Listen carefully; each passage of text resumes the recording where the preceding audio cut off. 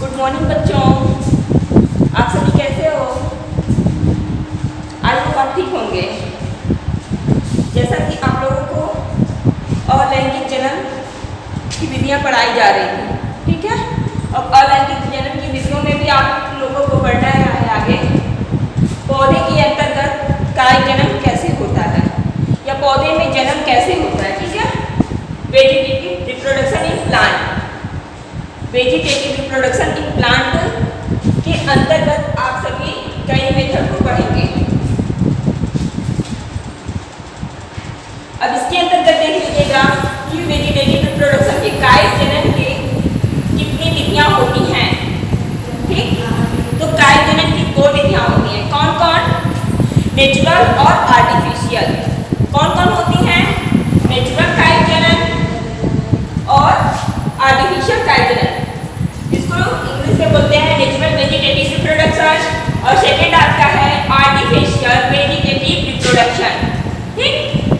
नाम से तो आपको क्लियर ही हो रहा होगा। अब जैसे इन दोनों को तो आप नाम दे दीजिए काय जनन ही है, ठीक। ये तो आपको नाम से क्लियर हो गया, बट यहाँ से भी आपको नाम से क्लियर होगा। नेचुरल प्राकृतिक काय जनन, आर्टिफिशियल कृत्रिम। अब ये कृत्रिम क्या होता है?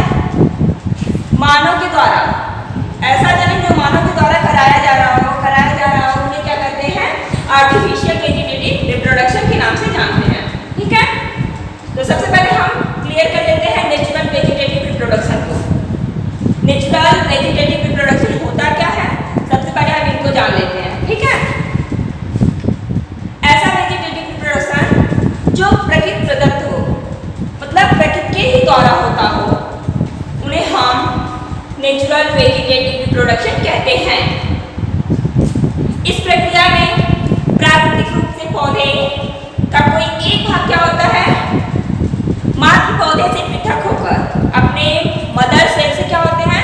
अलग होकर एक नए पौधे को उत्पन्न करता है, एक नए पौधे का ग्रोथ करता है, उन्हें हम नेचुरल वेजिटेटिव रिप्रोडक्शन कहते हैं।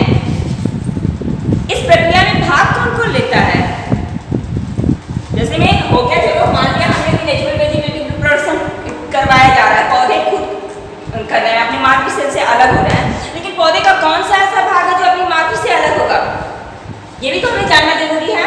इसमें पार्टिसिपेट करते हैं, भाग लेते हैं जड़, तना, पत्ती, रूट, स्टेम एंड लीफ। ये 3 ऐसे भाग होते हैं जो नेचुरल वेजिटेटिव रिप्रोडक्शन में पार्टिसिपेट करते हैं, भाग लेते हैं, ठीक।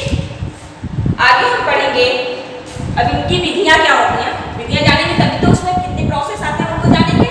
तो यहाँ है method of natural vegetative reproduction, प्राकृतिक काय जनन की विधियां। ये भी आपकी कई प्रकार से होते हैं, तनु द्वारा होते हैं, जड़ द्वारा होते हैं, पत्तियों द्वारा होते हैं, ठीक है। तो सबसे पहले हम जड़ों द्वारा काय जनन पढ़ लेते हैं, वेजिटेटिव रिप्रोडक्शन बाय स्टेम। जो तनु द्वारा काय जनन कैसे होता है? आप लोगों ने कई ऐसा देखा होगा, जैसे आपका आलू हो गया, हल्दी हो गया, अदरक हो गया, अरबी हो गया, बहुत सारे ऐसे हैं जो तने के ही द्वारा उनके अंदर काय जनन आसानी से हो जाता है, ठीक है। तो अब इनके अंतर्गत भी कई विधियां आती हैं। सबसे पहले हम लोग पढ़ लेते हैं ए, तनों द्वारा काय जनन हो गया, उसमें आपका ए हेडिंग बन जाएगा भूमिगत तना, और दूसरा क्या होता है? अर्धवायवीय तना।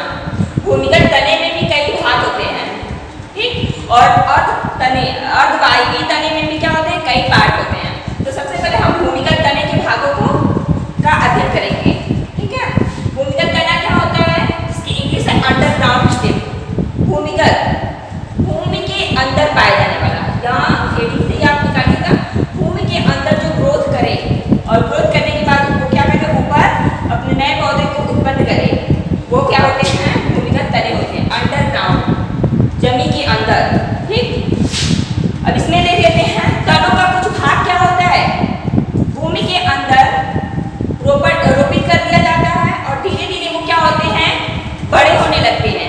जमीन के अंदर से उन्हें फूड मटेरियल क्या करते हैं? एब्जॉर्ब करते हैं, सोखते हैं, और वो धीरे उसी मटेरियल को भोजन के रूप में क्या करते हैं? वो अपने बॉडी पार्ट्स में संग्रह कलेक्ट करते हैं, और वही पौधा एक नए पौधे के रूप में क्या होता है?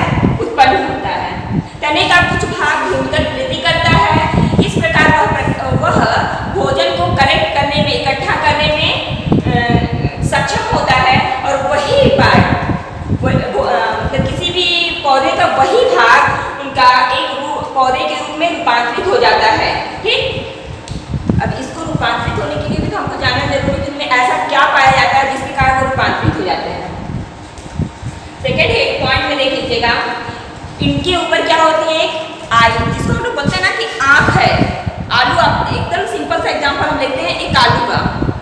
आलू सब लोगों के घरों पे होता है और आप लोग देखते भी हैं कि आलू को कुछ अनुकूल परिस्थितियों में अगर छोड़ दिया जाए तो उनके बॉडी पार्ट्स में इस तरह से bird like I like structures निकल आती है। ये होता है आलू इस तरह से, और आप देखते हैं इस तरह से आई निकल आता है। तो हम क्या करते हैं, जब भी उसका रोपण करना होता है इस तरह से आंखों को उसके बचा करके, ये हम तो जनरली इसको आई बोलते हैं ना, लेकिन बॉटनी की लैंग्वेज में इनको क्या कहते हैं, कच्छस्थ कलिकाएं।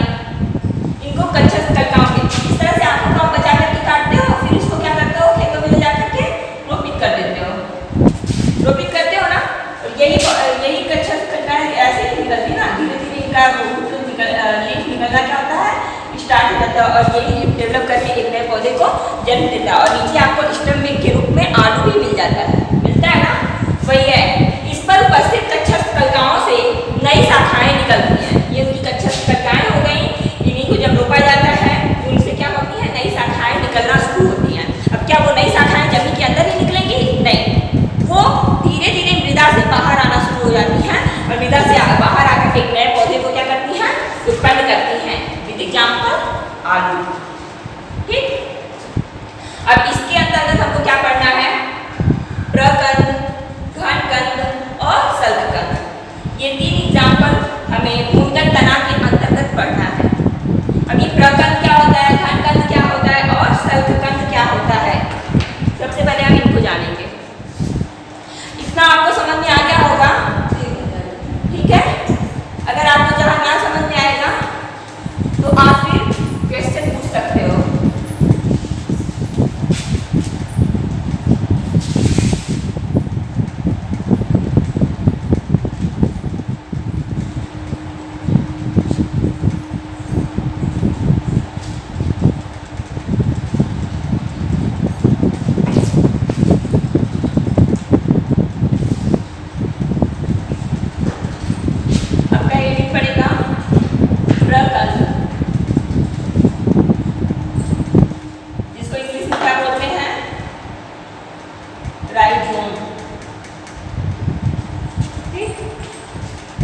प्रकंद है जिसको इंग्लिश में क्या बोलते हैं हम, राइजोम। अब ये राइजोम होता क्या है, सबसे पहले तो हम इसको जान लेते हैं राइजोम क्या होता है। पौधे का कोई वह भाग होगा जिसको मृदा में रोपित किया जाएगा तो वो क्या होगा, समानांतर वृद्धि करेगा। समानांतर वृद्धि करेगा, समानांतर मतलब दोनों साइडों को समान स्पेस में, समान बराबर भागों में वो दोनों तरफ ग्रोथ करेगा। ग्रोथ करने के फलस्वरूप उसमें पर्व संधियां और पर्व का क्या होगा, निर्माण होगा। अब ये पर्व संधियां और पर्व क्या होता है, जिसको इंग्लिश में नोड और इंटरनोड कहते हैं। जैसे इसके लिए का एग्जाम्पल होता है हल्दी और अदरक। हल्दी और अदरक का डायग्राम आप लोगों ने देखा, हल्दी और अदरक को सभी करके होती है, इसी तरह की होती होगी, जिसमें इस तरह से धारी की तरह की संरचनाएं विकसित होती हैं कि नहीं। इस तरह की संरचनाएं क्या होती है, सबके ऊपर विकसित हो जाती हैं। ओके ना। अब अदरक का कोई एक ही भाग ऐसे ही तो रोपित करते होते हैं। अब वो ग्रोथ किया तो दोनों साइड में ग्रोथ करते जा रहा है, बढ़ाएंगे तो इस तरह की संरचनाएं उसकी बन गई। अब उनमें भी क्या आप देख रहे हैं, नया एक स्ट्रक्चर आ गया, धारी की तरह की आपको संरचना दिखने लगी। ये जो धारी की तरह की संरचना होती है, इससे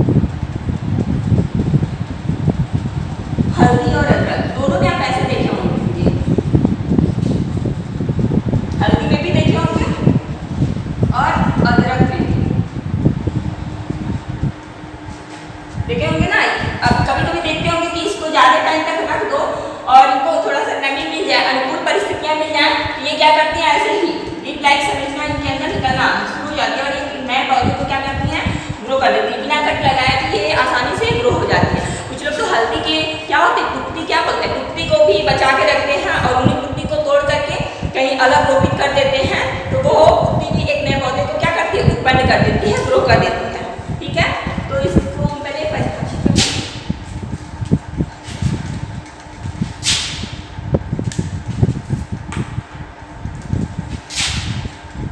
यह भूमिगत तना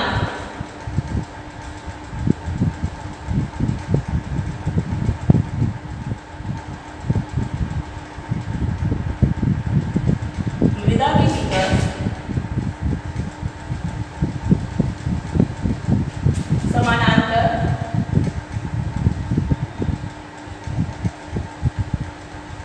समानांतर वृद्धि करता है।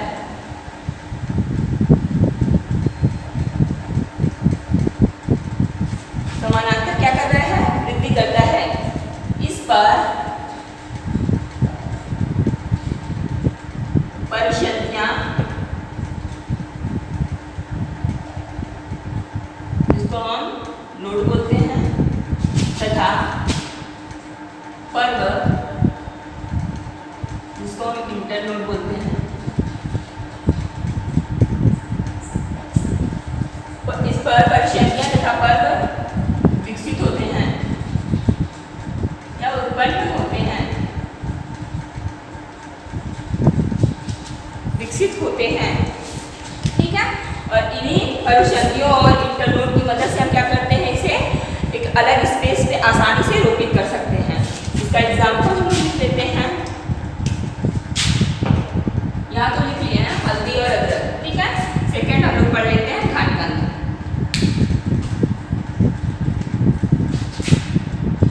सेकंड क्या हो जाएगा हमारा, घनकंद।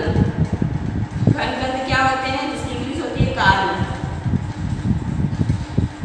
क्या हो गया, इसकी इंग्लिश कार्ल।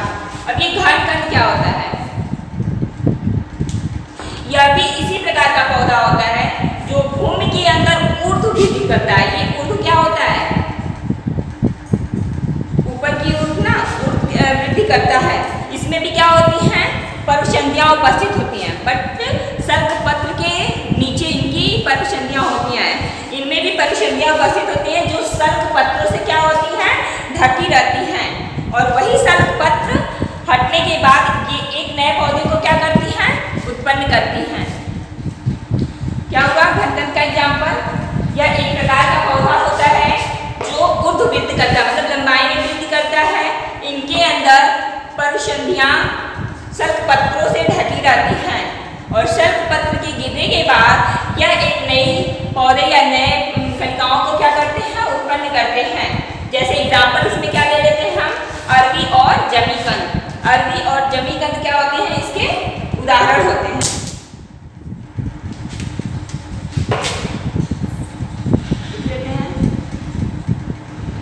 यह भूमिगत तना, सभी हम तना को ही पढ़ रहे हैं क्योंकि तने के अंतर्गत जब पढ़ेंगे तो ये सब तने के अंतर्गत ही आते हैं। यह भूमिगत तना ऊर्ध्व वृद्धि करता है,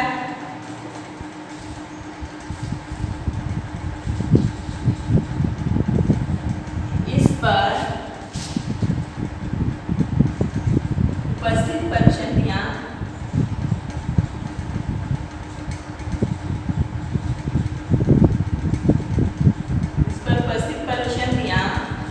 सल्क पत्रों से ढकी रहती हैं।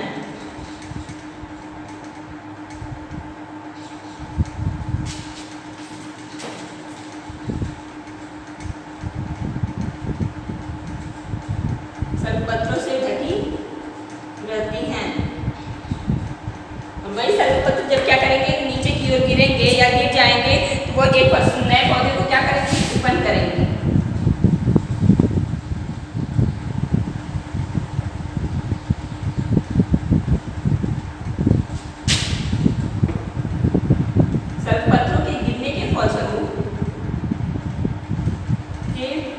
परिणाम स्वरूप लिख लेते हैं कि परिणाम स्वरूप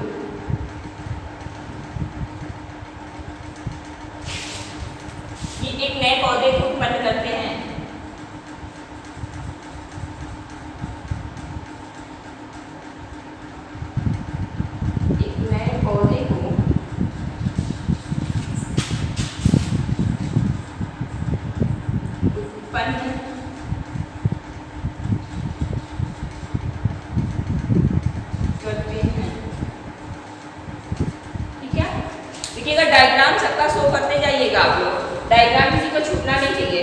नए पौधे को उत्पन्न करते हैं। इसका एग्जाम्पल आपको क्या बताया गया? अरबी और जमीकंद। विद एग्जाम्पल आप कर रहे हैं।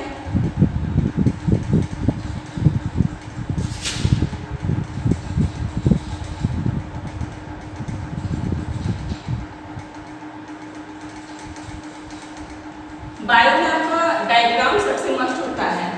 अगर डायग्राम आपको कंप्लीटली तैयार है तो आप उनकी डिफिनीशन डायग्राम की मदद से भी लिख सकती हैं। उनको परिभाषित करना हो तो आप डायग्राम की भी मदद से इसलिए आप डायग्राम का प्रैक्टिस करते रहिएगा, ठीक है। अब देखिएगा अरबी हो गया ना, लीफ लाइक संरचना। ऐसे ही जमीन के अंदर उसको रोपित किया जाता होगा, इस तरह से उनके रूप निकलते होंगे। और यहाँ अरबी भी इस तरह से उनके साथ में क्या करती हैं, ऐसे होती होंगी। इनकी पत्तियां जो होती हैं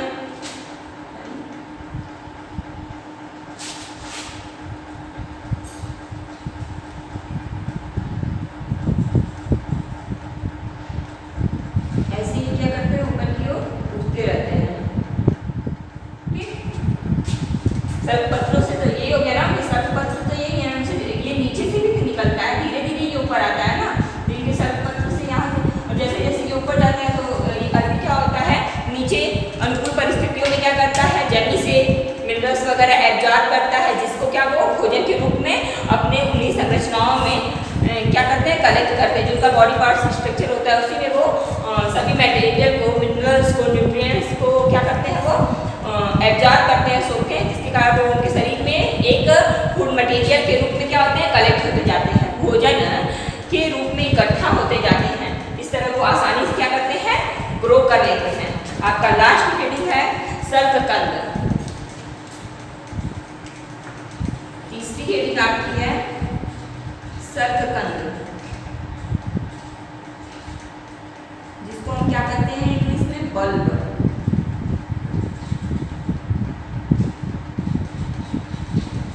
ये बल्ब क्या होता है, नाम से कुछ क्लियर हो रहा है? नाम से कुछ क्लियर हो रहा है बल्ब?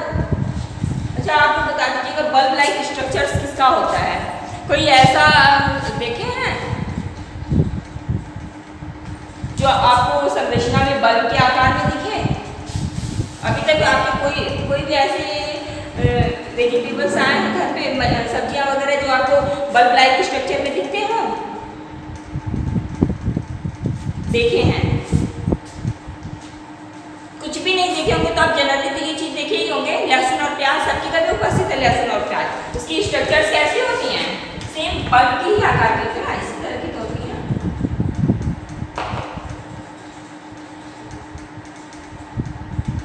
ऐसे ही नीचे होता है, उनकी लीफ ऐसे ऊपर से जाती है।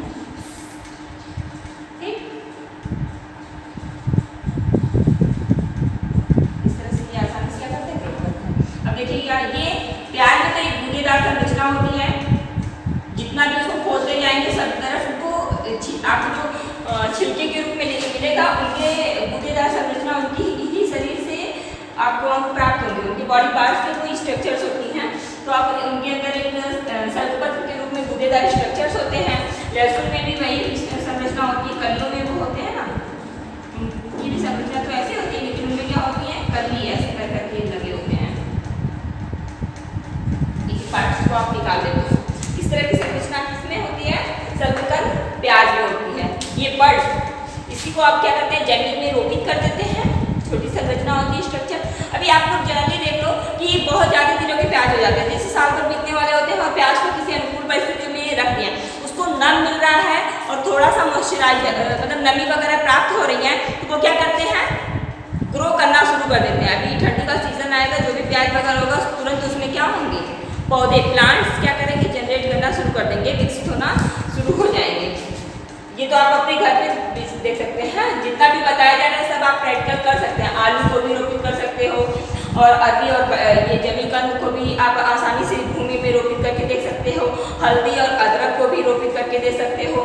तो ये सारे एग्जाम्पल्स क्या करते हैं, आप आसानी से अपने घर पे ही देख सकते हो। ठीक है, आप प्रैक्टिकल कर सकते हो, बायो प्रैक्टिकली सब्जेक्ट है, आसानी से प्रैक्टिकल करते रहो जिसको पढ़ाया जा रहा है। अभी तो आपका लॉकडाउन ही चल रहा है, तो आप घर पे हो, आसानी से हर एक चीज़ का प्रैक्टिकल करते रहो।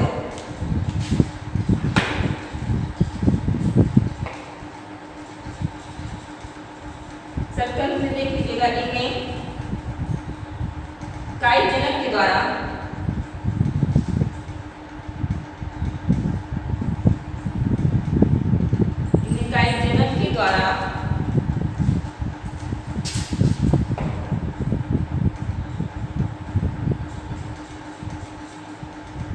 शल्कतंतु विकसित होता है।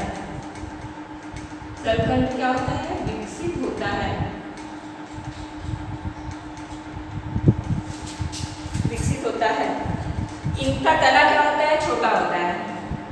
इनके तने क्या होते हैं? अभी आप लोगों ने देखा लहसुन प्याज क्या बहुत बड़े बड़े पौधे होते हैं? बिल्कुल नहीं। उनकी संरचना क्या होती है? छोटी छोटी सी संरचना होती है। तो इनके तने क्या होते हैं? छोटे होते हैं।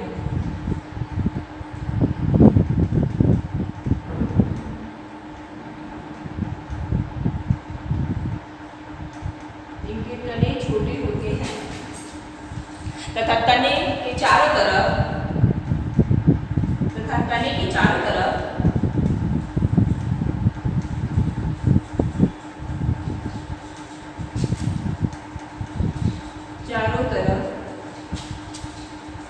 रसीले गूदेदार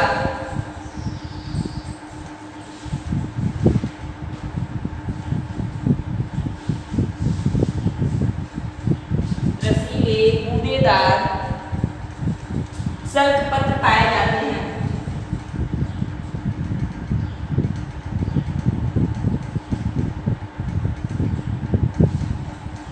शल्कपत्र पाए जाते हैं।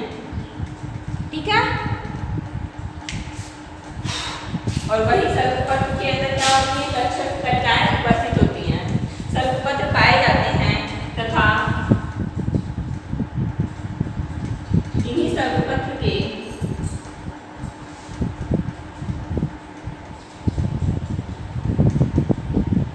पत्र के नीचे कक्षक कलिकाएं स्थित होती हैं।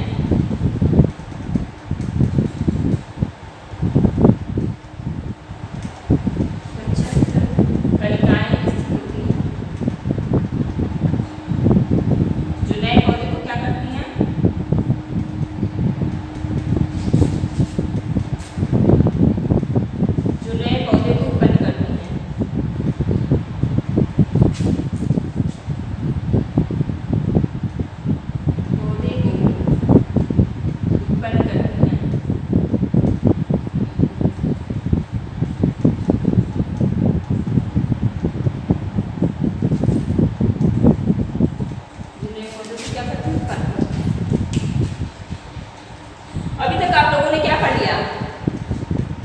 Natural vegetative reproduction, method of natural vegetative reproduction के अंतर्गत आप लोगों ने पढ़ा vegetative reproduction by stem. Vegetative reproduction by stem. अब वेजिटेटिव रिप्रोडक्शन बाय स्टेम में आप लोगों ने क्या पढ़ा है? Underground stem. ये आपका था अंडरग्राउंड स्टेम, भूमिगत तना।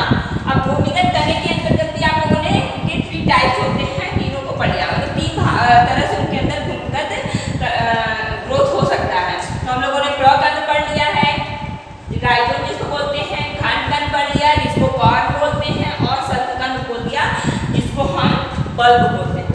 ठीक, इस तरह से ये किस में होते हैं और किस किस तरह से होते हैं इसको भी मैंने आपको बता दिया। ये आपका हल्दी और अदरक में होता है, जिनमें धारी लाइक संरचनाएं, जैसे उनका ग्रोथ होता है, उनकी बॉडी का ग्रोथ होना शुरू होता है, उनके अंदर धारी की तरह की क्या होती है? संरचनाएं विकसित होना शुरू हो जाती हैं। और उनको हम इंटरनोड वाले पोर्शन से, नोड वाले पोर्शन को नहीं कट करेंगे, इंटरनोड वाले पोर्शन से अलग करके और उनको किसी अन्य जगह पे क्या करते हैं? आसानी से रोपित कर देते हैं और वो वही एक नए पौधे को क्या करते हैं? विकसित कर देते हैं। सेकेंड में हम लोगों ने क्या पढ़ लिया? घनकंद। अभी घनकंद क्या होते हैं इसको भी मैंने आपको बताया कि अक्षीय जमीकंद के अंदर होते हैं। ये भी मतलब ऊर्ध्ववृद्धि करते हैं, ऊपर की ओर वृद्धि करते हैं, और इन पे जो स्थित परछंदियां होती हैं वो किसी शल्कपत्र मतलब एक कलम के पत्ते की समान की कलिकाओं से क्या होती हैं? ढकी होती हैं। और वही शल्कपत्र से ढकी होती हैं। जैसे ही वो शल्कपत्र, उन्हीं शल्कपत्र के अंदर आपका आई होता है उनका, जिनको हम कक्षक कलिकाएं कहते हैं। शल्कपत्रों के गिरने के फलस्वरूप क्या होते हैं? एक नए पौधे को उत्पन्न करते हैं या नए पौधे को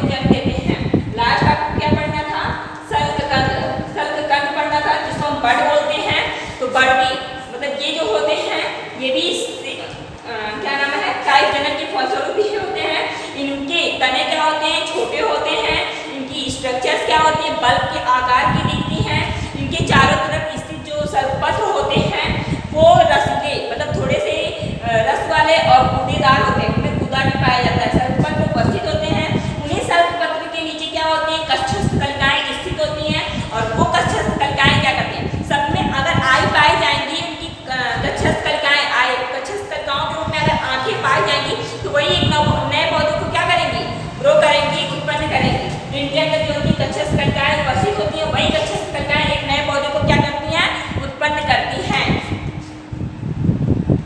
आज हम लोगों ने वेजिटेटिव रिप्रोडक्शन इन प्लांट के अंतर्गत अभी हम लोगों ने नेचुरल वेजिटेटिव रिप्रोडक्शन में भूमिगत तना पढ़ा है, ठीक है।